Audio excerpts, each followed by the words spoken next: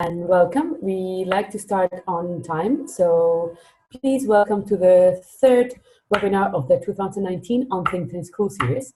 On the last one, we had Ruth Levine discussing think tank and family relationships, and we shared some key reflections on how to maintain successful relationships. Next, on June 19, we'll have Scarlett Varga from the Bruegel Foundation discussing business development and think tanks and who deals with what. So please see our full webinar list, which we'll continue to update, and also join us on the next one. And if you missed one of our past ones, you can see the videos on our site. Today, we have with us Tom Hashemi, Director of the Communications Consultancy We, Flint, who will present the latest research exploring the UK public attitudes towards policy-influencing organizations, including think tanks, and suggest ways to navigate the new world we find ourselves in. Formerly at Edelman, Reputation Leaders, and Black Swan, Tom's expertise lies in helping experts communicate more effectively. And I've been told that he has some website skills as well when he was young, but I'll let him share that later on. Tom holds a BA in Middle Eastern Politics and an MA in Terrorism, Security and Society from the War Studies Department at King's College London, and he's currently studying introductory epistemology. So that's very interesting as well. And today's webinar will last 45 minutes. The first 25 will be devoted to the presentation. And please keep your microphones muted throughout. If you have a question at any time, please write it in the chat box that you can find on the platform. And if it directly relates to the presentation at the moment, the question at the moment, I'll pass it on to Tom. If not, we'll save them for after, because we'll have a 20 to 25-minute Q&A session. And that's it. Without further delay, please help me welcome Tom. Thank you, Tom, for being with us. Thank you for having me. Number one, can everyone hear me okay? Good. I have some videos in here. We're going to try and hopefully they'll work. Please shout in the chat if they're coming through grainy or you can't hear them properly. So I wanted to start by posing a question to you all. It's a question that we use when we're going through a branding project with our clients, when we're helping them think about what their organization is all about, the essence of their organization. And the question that I'd like to pose to you is, what's the essence of think tanks? What would be lost if think tanks disappeared tomorrow? So if you've got thoughts, pop them in the chat. Maybe to steer some people into this, is there anything you can share about any of the person? I know you'll be friending people. So we're going to go into it in more detail, but it's kind of what is the essence of a think tank? What's its contribution to society? What's special about these organizations versus other organizations? What is it? What does it mean to be a think tank? Does that make sense?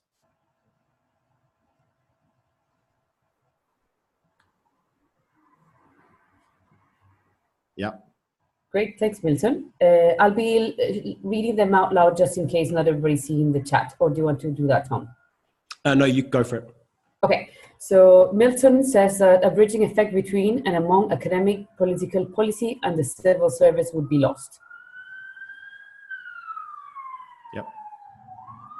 Any other suggestions?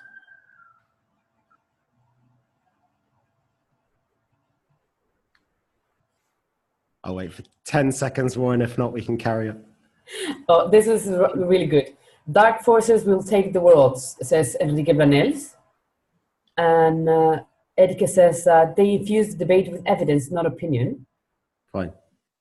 And do we think, so going to Milton's point, which I quite like this, is this kind of this convening power between the different elements of society, right?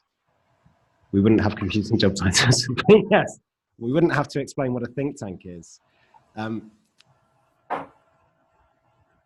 Yeah, the power of research and research-informed policy from Enrique, if I can take that in a slightly different way.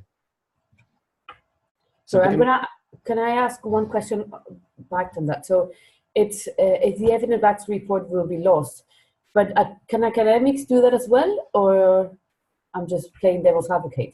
Go for it. No, I'm asking you. So what did you say? So the evidence-backed reports would be lost.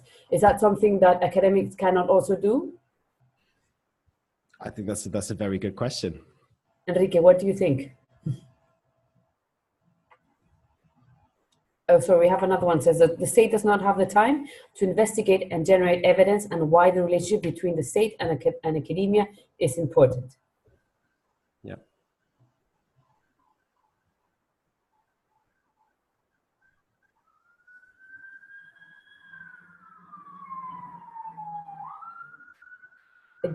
Again, another question on the gap between academic research and policy, and think tanks bridging that gap.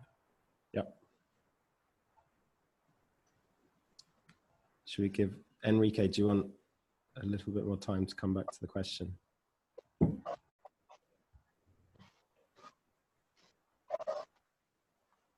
Yes, Nick, that's a great comment, and you're going to enjoy the next slide. So I'm just going to share them out loud for the video. So to the average member of the public, seemingly not much would be lost. Again, from Milton, think tanks at least hold out the possibility of significant engagement of tough questions that are not only political, not only academic, and not only partisan. And Enrique answered, academics can and do that, but their way of reaching time constraints and peer-reviewed articles work at a different pace. Cool.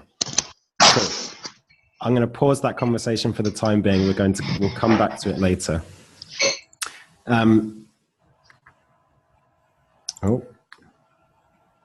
So most of the research that I'm going to share with you today is the results of a study, and I'm going to give you a bit more information about that study shortly. We complemented the research with a series of video interviews. We went to a town called Watford. Watford is just north of London. It's a fairly unremarkable town, except for the fact that it's a kind of bellwether town of British politics. So Watford voted 50% to leave the EU, 50% to remain. The Conservatives carried it by a very small majority at the last election, which kind of reflected the broader political outcome. And we went there to get a feel for what people in Watford thought about think tanks. This is what they said. Again, if this doesn't work because of the bandwidth, just shout in the chat, but hopefully it shall.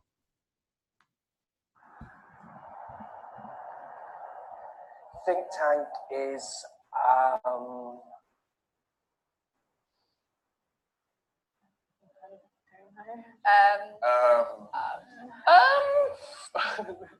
a video game, actually. The thick of it, the TV show. I would imagine that it's some sort of brainstorming session with different people and getting different people's views. Think tank. I mean, there's obviously the European Research Group. 55 to Tufton Street.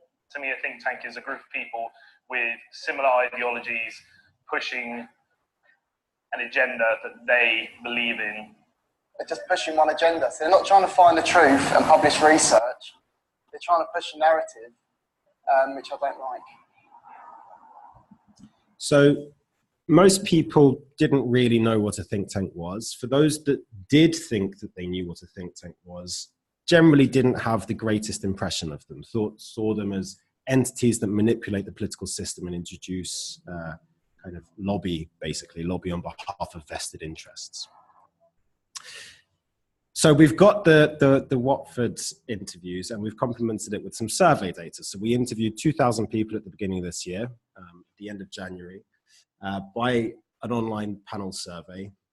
Respondents were screened and weighted to be nationally representative of age, gender, and region. And for those of you that are interested, the margin of error is 2.2%. I can go into more detail on the methodology at the end if you're interested.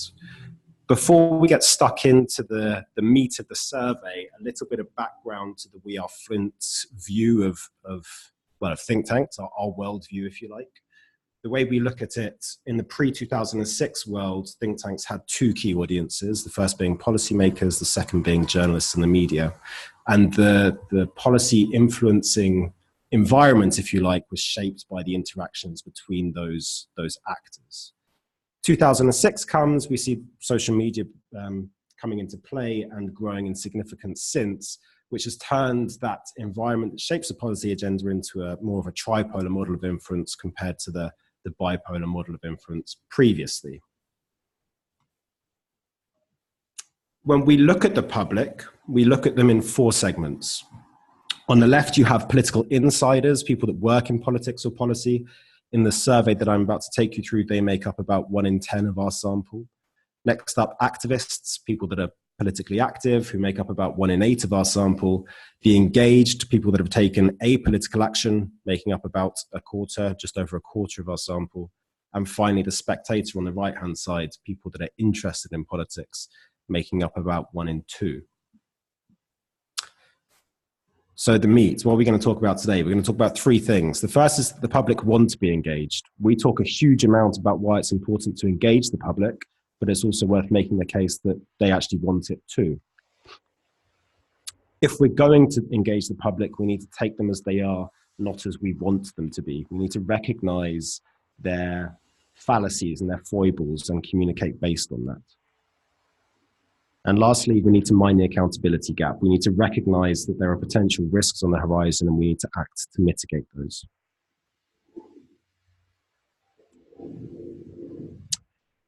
So we went to Watford, and one of the first questions we asked people was how they felt about politics today. Now, obviously, this is very heavily tinted by the fact that Britain's got Brexit going on, and this was pre-Brexit day. But it will give you a feel for the context within which our survey data sits. Do you really want to know? Chaotic. Chaotic. Chaos, chaos, chaos. Shambolic. Shambles. Shambles. Unpredictable. Confusing. Not cold enough. I'm not particularly afraid of it because I don't think it's a serious force at the moment. I'm afraid for other people. Very afraid because I've seen the rise on a personal level of fascism here in Britain, here in Watford and Hertfordshire. We've had hate mail sent to us because, in fact, we dare stand up. So yeah, I am nervous about it in the UK and throughout the world. Just look at America. I'm afraid of extremes on the left, like Antifa. When you look at Antifa in extreme circumstances where they have put violence upon protesters, the violence should never be the answer in politics. We need to use words, not our fists. And that sentiment quite neatly echoes the findings of the survey data. So we asked people, are you concerned about the rise of political extremes? 2/3 of our UK public sample said yes, 10% said no. If we go back to those segments, so you'll see them along the bottom, the insider being those that work in politics and policy, through to the spectator on the right-hand side, those that are interested in politics. Breaking out by those segments, we see that the people that are interested and engaged with politics on the right 2 columns are also those that are most afraid of the rise of political extremes. In other words, the more engaged you are in politics, or if you are interested in politics, you're likely to be afraid of that. Then we asked them whether they want policy experts to get involved. Do they want policy experts to challenge news stories that are inaccurate or not true? UK-wide, we see 70% saying yes, 70% wanting policy experts like think tanks to get involved. And on the right-hand side of the screen, the engaged and the spectator, those that were most afraid of the rise of political extremes also most likely to want policy experts to challenge fake news. There's one thing around policy experts challenging fake news. It's quite different for a panelist, a survey interviewee, to ask for help. And we wanted to see whether they would go to that level. Would they actually invite policy experts in to help them? Do people want policy experts to help them understand current affairs issues? Despite this kind of added level of onus on the individual saying that they don't know enough or that they need help, we still see 54% of the UK public saying yes, and again, consistently higher across the 4 segments of political engagement. Straightforward conclusion. The public want policy experts to engage, but if we're going to engage with them, how should we do it?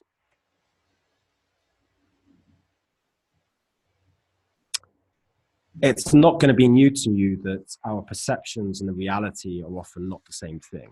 We often think things that aren't actually the case. This is data from a professor at King's College London called Bobby Duffy. who did a huge piece of research, and I want to say 13, 14, 15 markets across the world, where he took some key issues. In data on this screen is his immigration data. He also did crime, a whole load of others. And he tested to see what our perception of the issue was versus what's the reality of the issue. So on this slide, you've got the top bar of each is the perception and the bottom bar is the reality.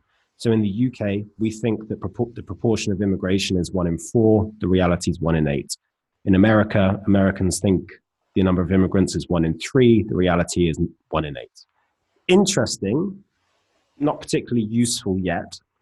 It becomes interesting and useful when we find out that the researchers that conducted this study challenged respondents. So when someone gave the incorrect answer, i.e. their perception was wrong, they were challenged on that answer and provided the accurate data. 96% or something of the respondents that were challenged in this way rejected being corrected. And when they were asked why they'd rejected the correct data, they gave 2 answers. The first is that the government's data is wrong because it doesn't include illegal immigration. And the second is just point blank, I don't believe you. I'm not even going to engage in this. I'm just going to completely reject it. And this points at something that we've known for a while, but we don't tend to accept in our communications, which is the facts are significantly less important than the framing of those facts. This is a quote from George Lakoff, who wrote a fantastic book called Don't Think of an Elephant, which talks a lot about the kind of framing debate. And this quote, one of the fundamental findings of cognitive science is that people think in terms of frames and metaphors. When the facts don't fit the frames are kept and the facts are ignored. In other words, we need to change the way people look at a subject in order to change their mind. Just throwing data at them and facts at them is not going to do that.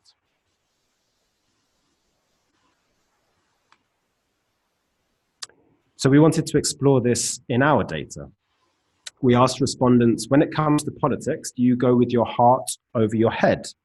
We find that 1 in 5 Brits say yes, which may look like a low number, but I think it's quite high when you accept that that's people saying that they let emotion govern their rationality. What's most interesting is if you see this increase as you get more politically engaged. Insiders, half of insiders recognize the role that emotion plays in their political decision-making. These are people that we think of as uber rational, uber reasoned, but here they are saying, no, actually, emotion impacts how I engage with things. I shared this data with the economics editor of a major global paper, and he replied saying, well, yeah, that's 100% me. And in my head, I was thinking, but you're the economics editor of a broadsheet. You should, of all the people in the world, you shouldn't kind of accept the role of emotion, but he did. There's also a really interesting dynamic here where we won't necessarily recognize the role of emotion in ourselves. So this is the same data as the previous slide, but we're very, very capable of doing it when we're talking about other people. So on the left-hand side, you see 25% of people accept that when it comes to politics, they go with their heart over their head. On the right, you have double that, more than double that, 53%, saying, my friends and family make political choices based on what they feel, not just what they know. So we're very good at pointing the finger at everyone else being more emotional in their decision-making than ourselves. There was an Anthony Scaramucci quote where he talks about people's lived experience not being represented in the data that they see coming from experts on the media. And we wanted to play around with this kind of, do people in Watford trust things they've seen for themselves in their frames of reference over the data that they're told is correct on the media? And this is what they said.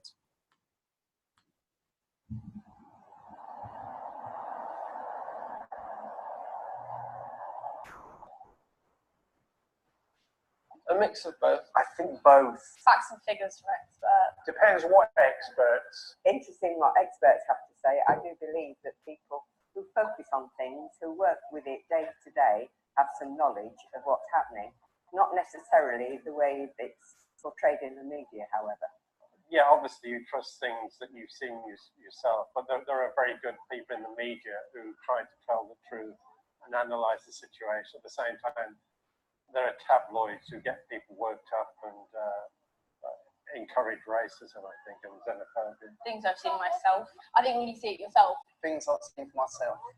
Blogs, people I follow on Twitter, people who aren't mainstream but still respected. Depends what experts. It's easy to manipulate information, isn't it?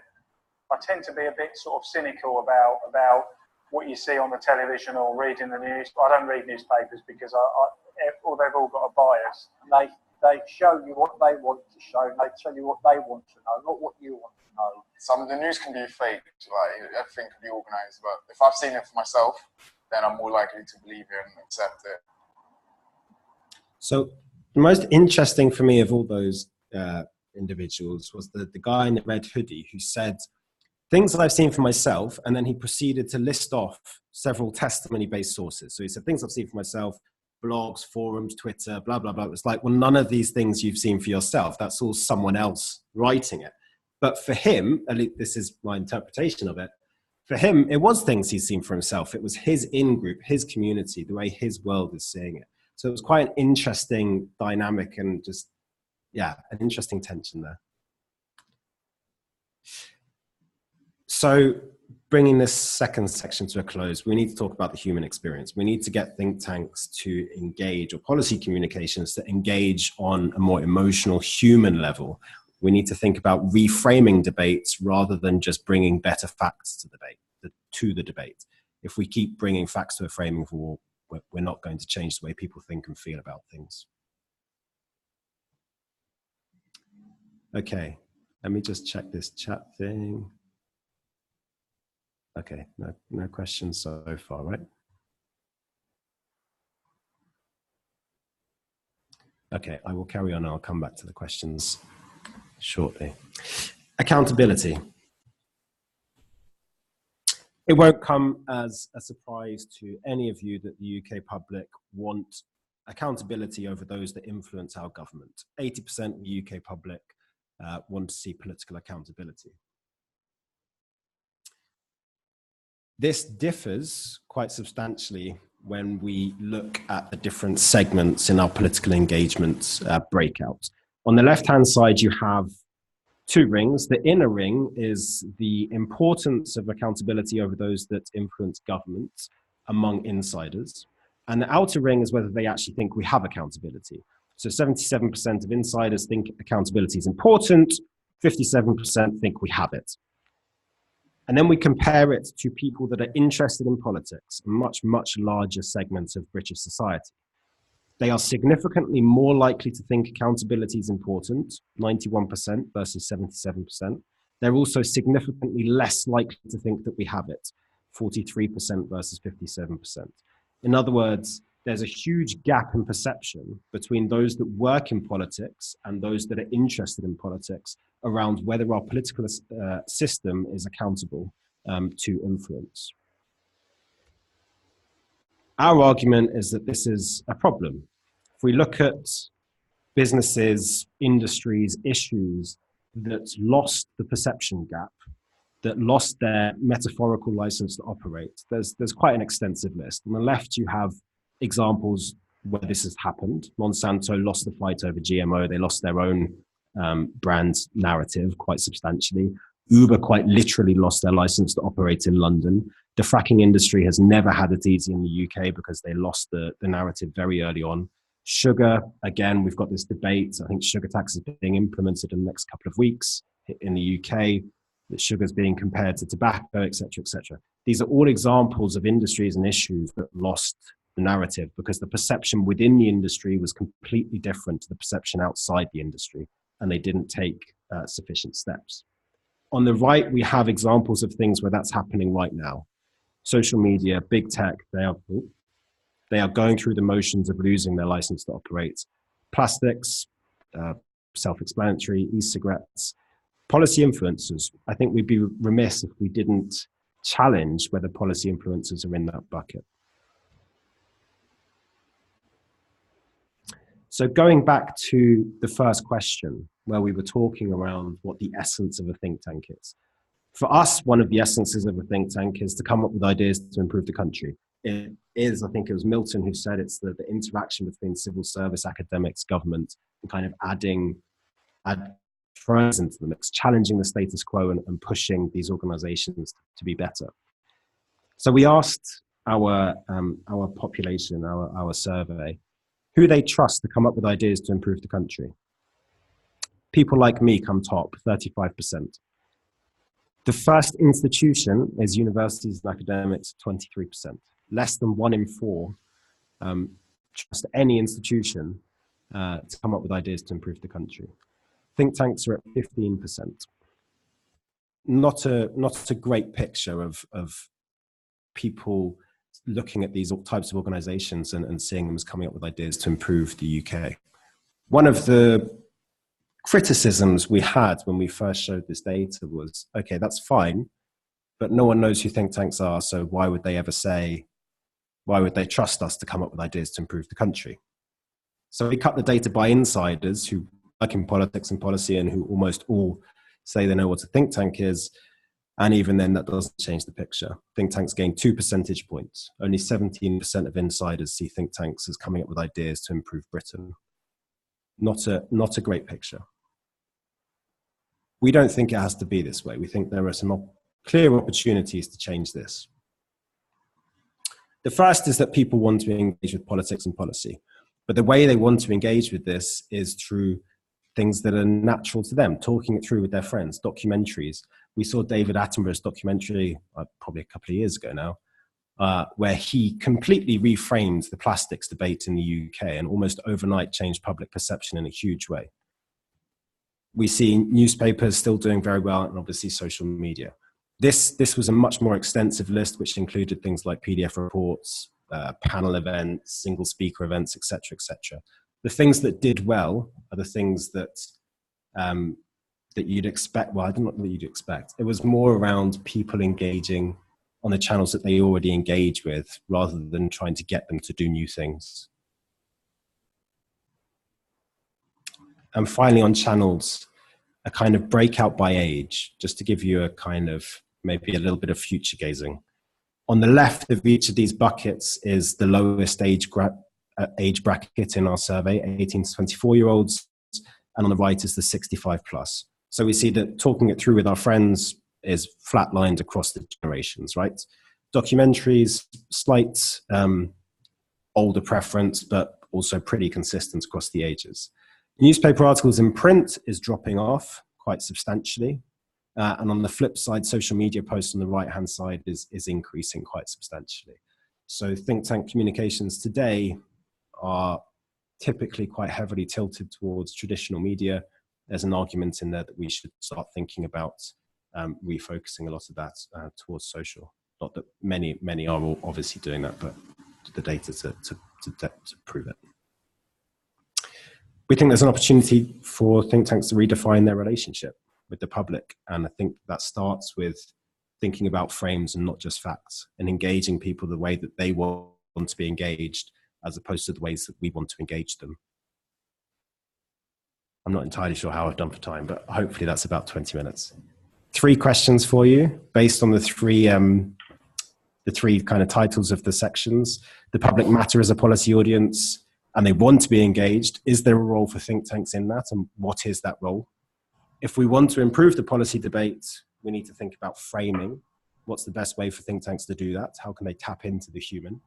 And finally, we need to maintain the think tank license to operate. What are the risks out there for think tanks over the next 5-10 years? Thank you, Tom. That was really, really interesting. We now have around 15 minutes for the Q&A session. I've written down some of the comments from participants, and I also have some questions written down. But first, I think a key thing is something that was raised by Milton. Just a quick thing. Can you please explain to the world what We Are Flint means? Because I think it means different things in different parts of the world. So right. I'm just reading. Yeah, I'm reading your comments, Milton. Flint, Michigan is nothing to do with us. No, and it's a question that we get a lot. No, the notion behind, the idea behind Flint is sparks and kind of sparking ideas, and the notion of a piece of Flint being something that changed the trajectory of human evolution, if you like, and us doing our little bit to change the way that people engage with politics and political systems. That's the idea. Nothing to do with Flint, Michigan and flaming water. Great. I had some comments and questions if I can, while people start with their own. So I found this really interesting, and I linked this as you have with the previous reports that you have done. I really like and appreciate the importance of emotion and narrative, and engaging with people's experience. So this led me to think, so have we been disregarding local knowledge? So something happened in development as well. So external experts were coming in with external knowledge and disregarding people's experiences. So I think this could be also a call of attention, because everybody experiences the world differently. And by disregarding the experiences of people, we are again not engaging with them, which is, I think, what you had found. Something that I found interesting as well is this quote: "The public wants experts to challenge fake news and help them make sense of current affairs. And those that are afraid of the rise of political extremes are the most likely to want to see that expert engagement." So, and yes, we need to engage with them, but isn't that like catering a bit for the people that are already on I'm going to say our side, I don't want to say, but on the side of facts. So how to engage with the ones voting for political extremism? So how to engage with them? And one very interesting, I think, was the trust to come up with ideas to improve the country.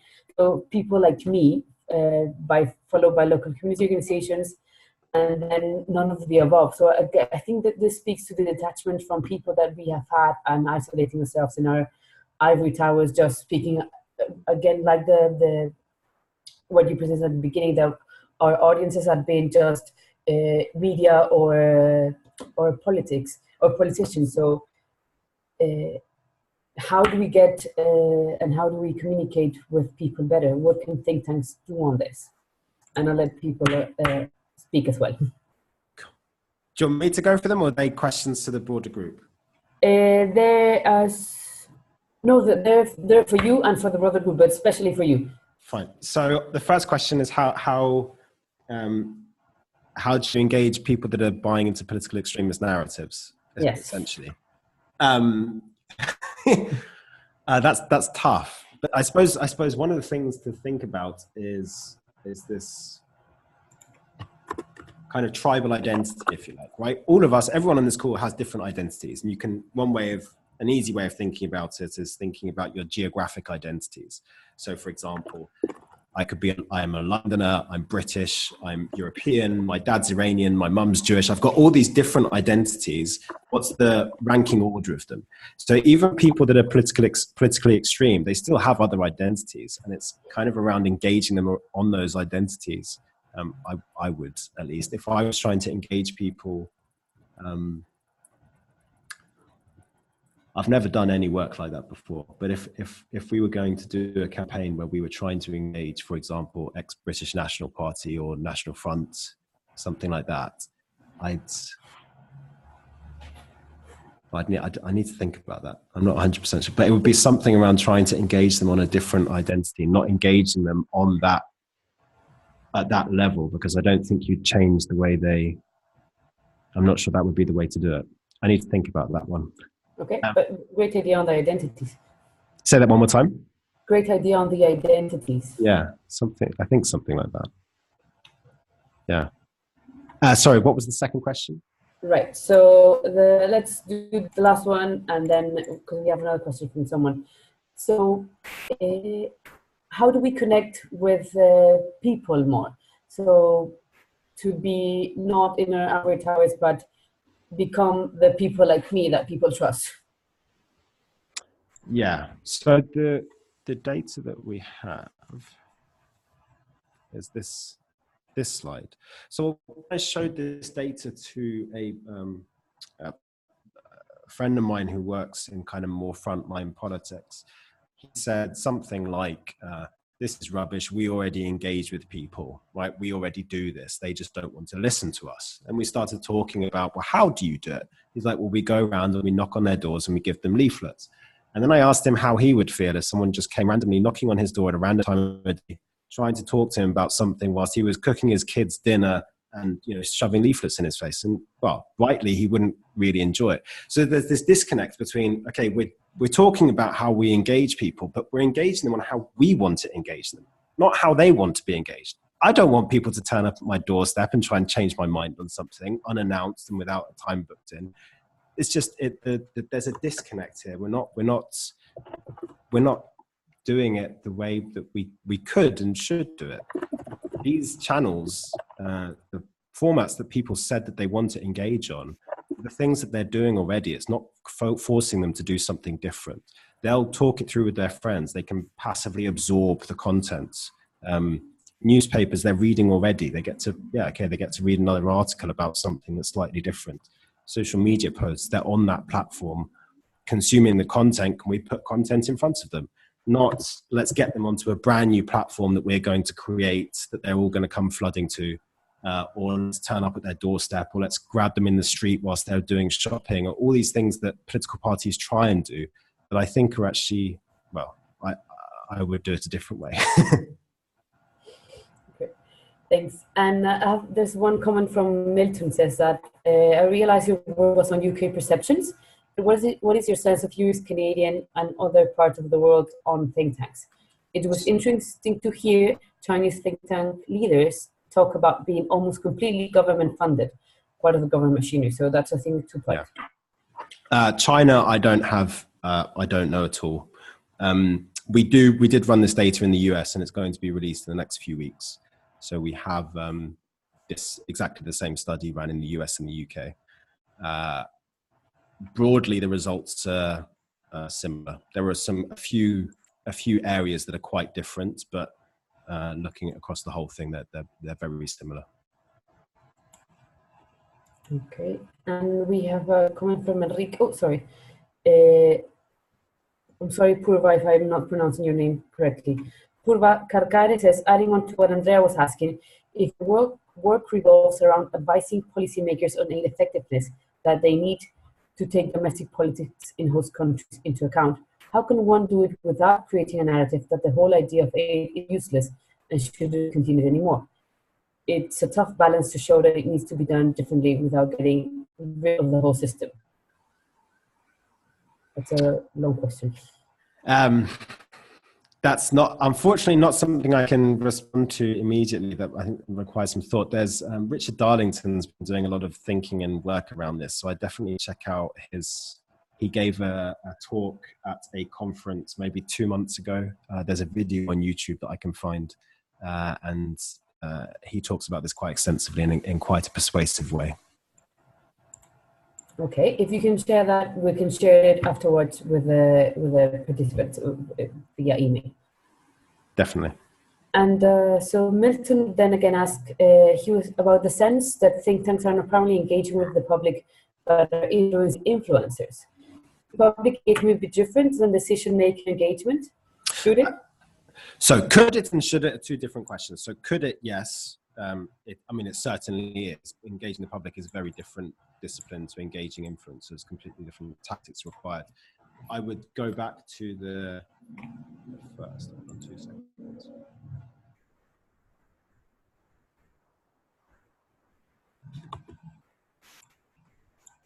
Too many slides. This one. So if the goal is influence policy, and if we accept the role that the public have in influencing policy and in setting the policy agenda, then if we're so I suppose the backdrop to this is we think that our political environment is changing.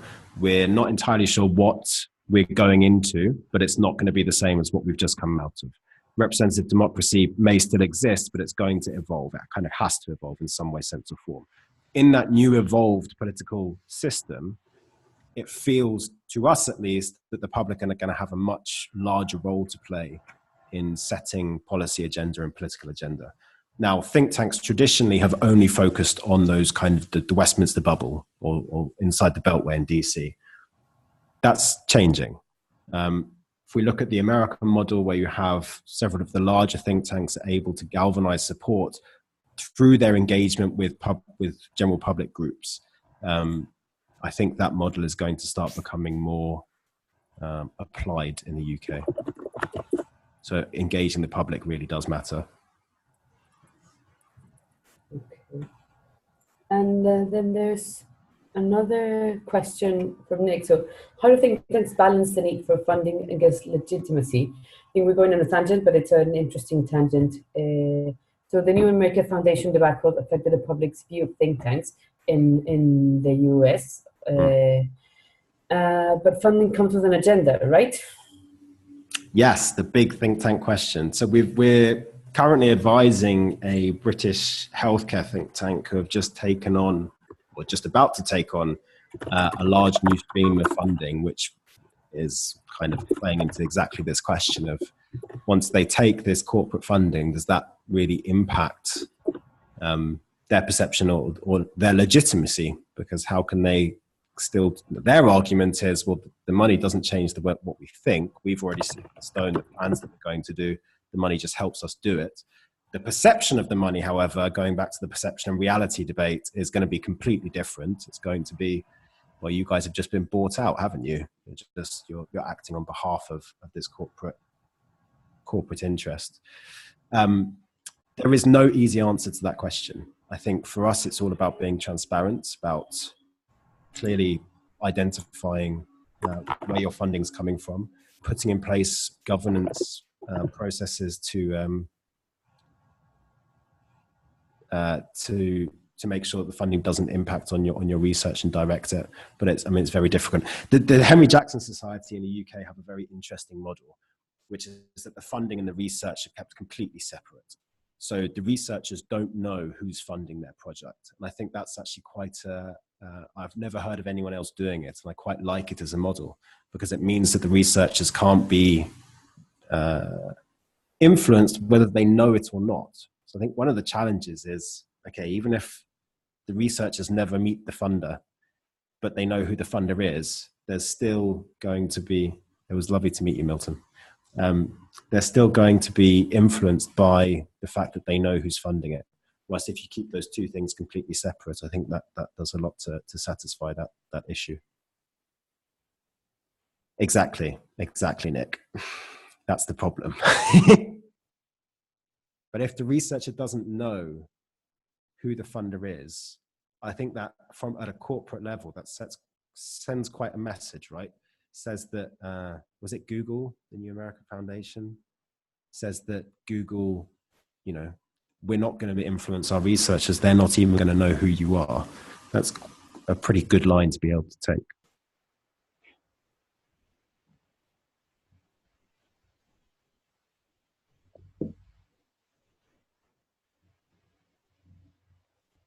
Sorry, I was speaking while muting. We have time for one or two last comments. So Enrique was commenting your slides, the slide 5, and its similarity to Medved's work, and relating to Milton's comment, so that think tanks should approach as many actors as possible and adapt their messages to each of the actors. But that requires a lot of resources. So maybe a question would be, so how to work with small resources, or if you're a small organization, and what do you see in the future? That's one comment. And the last one, what do you see in the future for academic think tanks? Those that are probably within universities and are more academic. So two questions, and we're done. So the second one, I think academic think tanks think tanks within universities, I see as a kind of growth there. I think we'll start seeing a lot more of them, especially in the UK, where there are financial incentives for the universities to do so.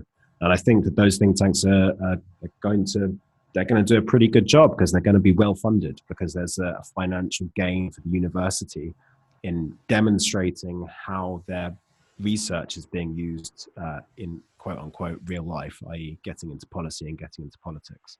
So I would see academic think tanks growing, at least in the UK.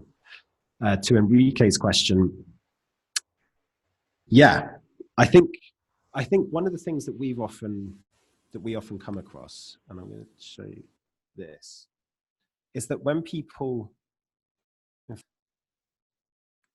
I change presentation and show something else? There's just one slide. Give me 2 seconds, because it will better answer your question.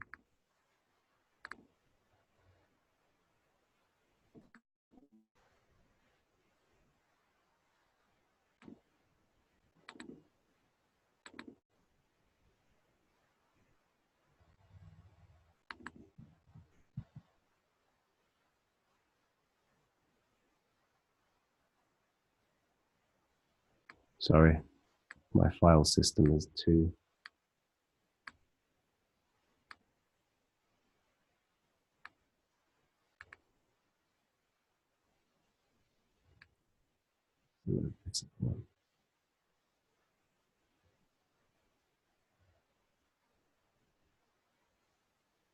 Okay, how to change screen?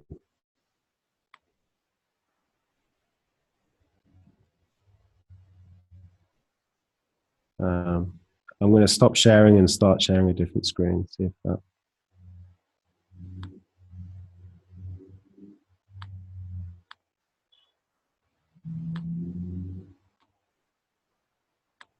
Okay, can you see this new screen? Yeah.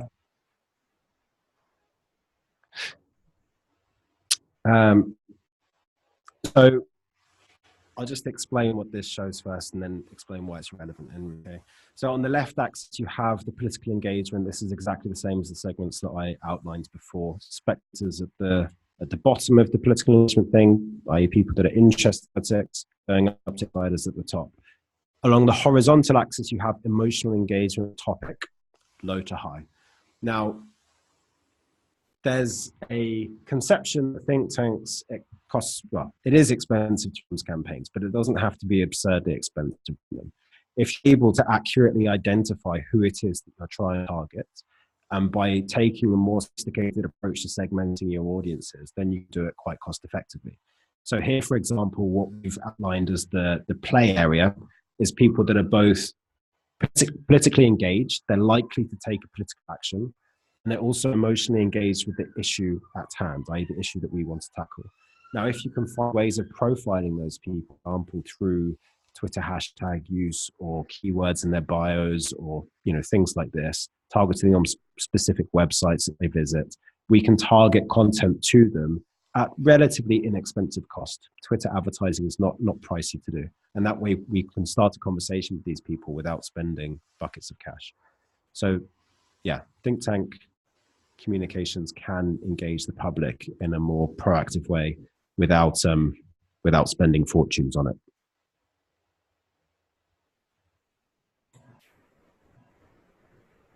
Great. I think we have one more question, but we're running out of time. So may I suggest that we take this conversation online? You can start a new Twitter. Sounds good. Yeah.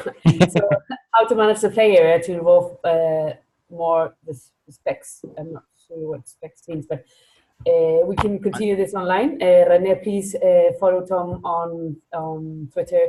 We also there, and we can continue this online. Thank you very much, Tom. This has been really, really interesting. Thank you. Spectators, said René. Sorry. Awesome. It was great to do it. Thank you. Thank you for your time. Thank you. Thank you, everyone, for being here. And we hope to continue engaging with you and see you on the next webinar. Bye.